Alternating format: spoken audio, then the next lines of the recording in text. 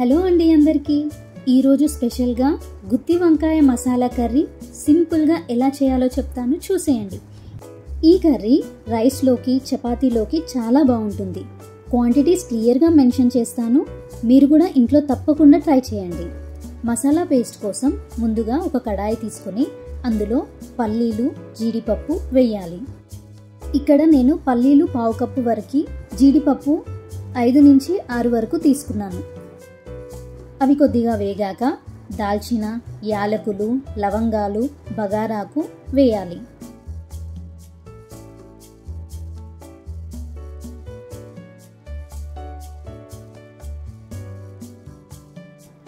కొద్దిగా వేగాక ధనియాలు, జీలకర్ర వేసి కొంచెం వేయించాలి. ఆ తరువాత ఎండు కొబ్బరి, నువ్వులు వేసి కొద్దిసేపు వేగనివ్వాలి.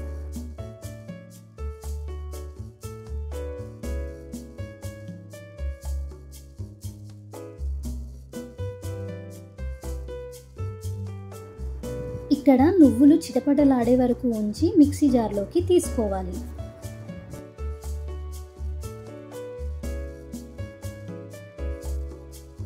ఇవి మెత్తగా గ్రైండ్ చేసుకున్నాక ఇందులో చాప్ చేసి పెట్టుకున్న ఉల్లిపాయ 1, టొమాటో 1 లేదా 2, పసుపు 1/2 టేబుల్ స్పూన్, సరిపడ ఉప్పు, కారం 2 టేబుల్ స్పూన్, అల్లం వెల్లుల్లి పేస్ట్ 1/2 టేబుల్ స్పూన్, లేదా ఇక్కడ అల్లం వెల్లుల్లి సపరేట్గా కూడా తీసుకోవచ్చు, వేసి గ్రైండ్ చేసుకోవాలి.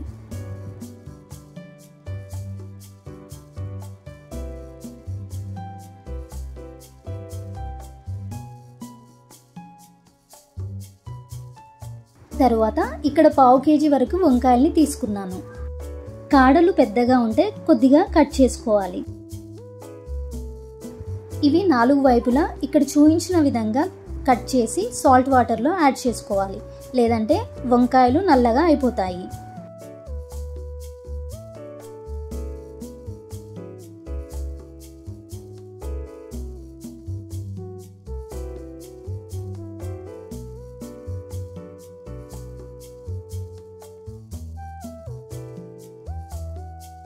ఇప్పుడు మనం గ్రైండ్ చేసి పెట్టుకున్న పేస్ట్ని కట్ చేసుకున్న వంకాయల్లో పెట్టాలి.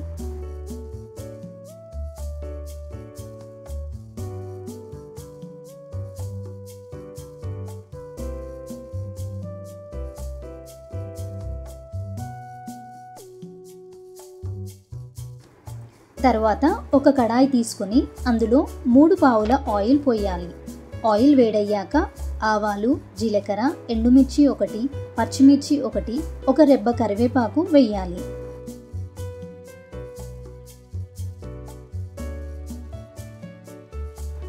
అవి వేగాక స్టఫ్ చేసుకున్న వంకాయల్ని యాడ్ చేసుకోవాలి.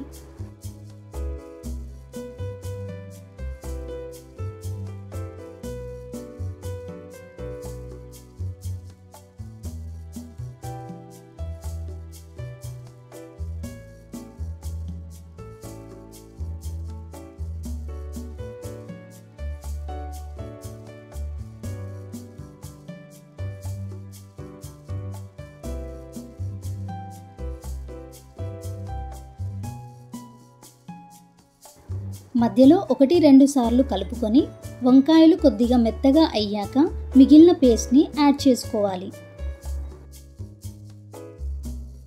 ఇక్కడ మంట మీడియం ఫ్లేమ్లో ఉంచి మూత పెట్టేసేయాలి. ఆయిల్ పైకి వచ్చే వరకు కుక్ చేసుకొని టామరిన్ జ్యూస్ని యాడ్ చేసుకోవాలి. ఇక్కడ నేను నిమ్మకాయ సైజ్ అంతా చింతపండును తీసుకున్నాను.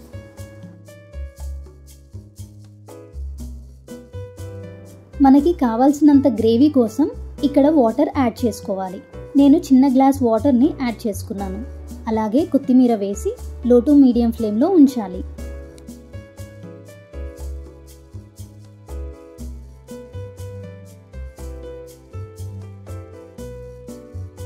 మర్చిపోకండి, మధ్య మధ్యలో తప్పకుండా కలుపుతూ ఉండాలి.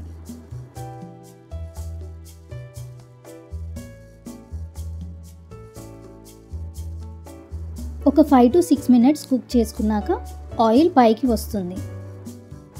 చూసారుగా, గుత్తి వంకాయ గ్రేవీని ఇలా సింపుల్ అండ్ క్విక్గా ఇంట్లో అందరికీ నచ్చేలా చేసేయచ్చు. కొంచెం స్పైసీగా ఉండాలంటే ఇలా మీరు ఒకసారి ట్రై చేసి చూడండి. ఈ వీడియో కనుక మీకు నచ్చినట్లయితే లైక్ చేయండి, అలాగే మీ ఫ్రెండ్స్కి ఫ్యామిలీ మెంబర్స్కి షేర్ చేయండి.